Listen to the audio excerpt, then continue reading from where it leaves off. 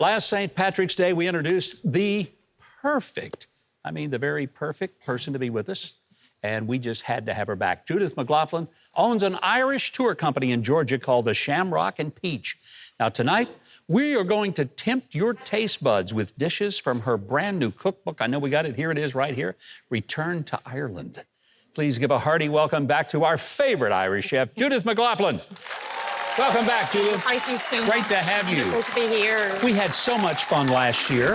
I think we got to make this an annual thing. Bring your Irish recipes. So let's jump into it. What are we going to make tonight? Well, thank you for having me, and I'm so glad that you're wearing green, because otherwise I would have had to have pinched you. Yes. And That could have I'm been glad painful. to see many people also wearing green as well, so I don't have to go out to the audience and pinch anyone tonight. So the first thing we're going to begin is with some wonderful Irish butter. And you'll notice the colour of this Irish butter. It's a beautiful golden colour. And that is, we talk about the leprechauns and how at the pot of gold at the end of the rainbow, that's where, but I still haven't found the pot of gold yet. So you go ahead and add the cabbage. Okay. This is the cabbage. And I love this cast iron skillet. This is a traditional Irish dish, and I'll let you stir this here. Okay. And this is called colcannon. And colcannon in Irish means the white head of cabbage. Aha. And then when we add this here, we have another secret ingredient, which I remember was a big hit last time. Do you remember what that secret ingredient was? Darling, it would be bacon, Yeah. I believe. Yes, it was, and still is. So we're going to go ahead, and I'll let you add the bacon Okay, just to that. toss it in there, Yes, just huh? toss it in there. So we've got the bacon and the cabbage, which is the base of it. The next important Irish ingredient is, I'm sure that you can guess what it is, Governor. Potatoes. Yes, we have some wonderful potatoes. So I will add this, and you can keep on stirring. We're going to stir the potatoes into the cabbage and bacon. Everything goes. Now, when you're making potatoes for this, it's important that you choose a variety of potato that is going to mash well. For example, I wouldn't advise that you buy the red potatoes because they are more what we call waxy potatoes that are ideal for potato salad.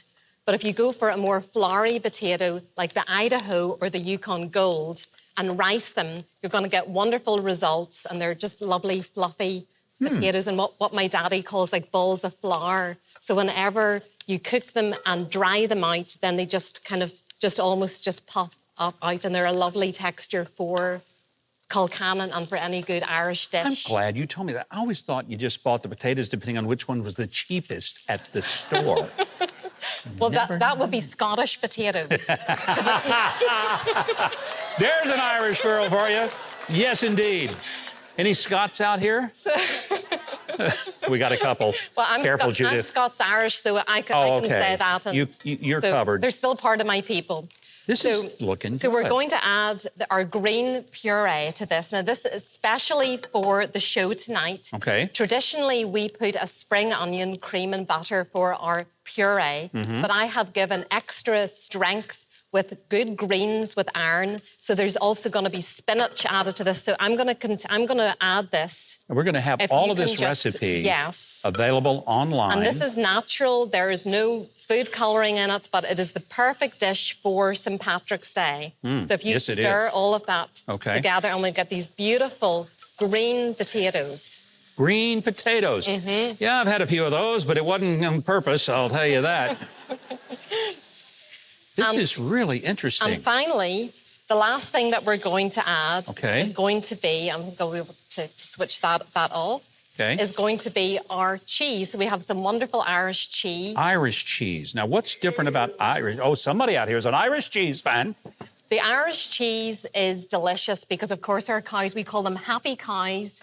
They are grazing on grass, and that produces a lovely yellow butter and a lovely cheese as well. So this is a Dubliner Kerrygold cheese that can be purchased here in the United States. So that is our dish together, and I can't wait for you to finish when it's completed. In Ireland, we would have this sometimes for a main meal. And when I grew up in my family, we would have this once a week, sometimes on a plate, and we put a little hole in it with some salted butter, and then we just dip the fork into the butter into a well, and you get this delicious. I'm all about that. Yeah. love this. Well, thank you. It's the Irish love their potatoes, and in Ireland there isn't a dinner until you have some type of potatoes. So. Absolutely, it isn't. Okay, no, so now what do we do? Now I wanted to move over and tell you about our main dish. Now, when I first moved to the United States, and I didn't tell you, I became a citizen just a few months ago. Well, hey, welcome to the United States. Thank you. And when I first moved over, everybody said, you must eat corned beef and cabbage for St. Patrick's Day. And I said, well, actually, I've never had it before. And it was the first time I had it in the United States. And I do love it. I think it's delicious. But I wanted to make you something that my mother would have made for St. Patrick's in Ireland. And my mother would have made a slow-cooked roast beef that was cooked low and slow for at least 8 hours. So this is what it is. And what makes it delicious is the gravy. We have a beautiful pearl onion and bacon gravy that naturally comes from the meat. So let me plate this together. Okay.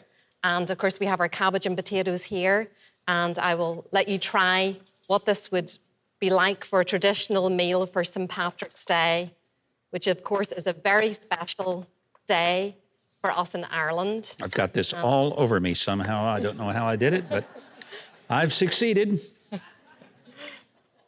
I'll just lick it off my sleeve and have a snack later is what I'll do.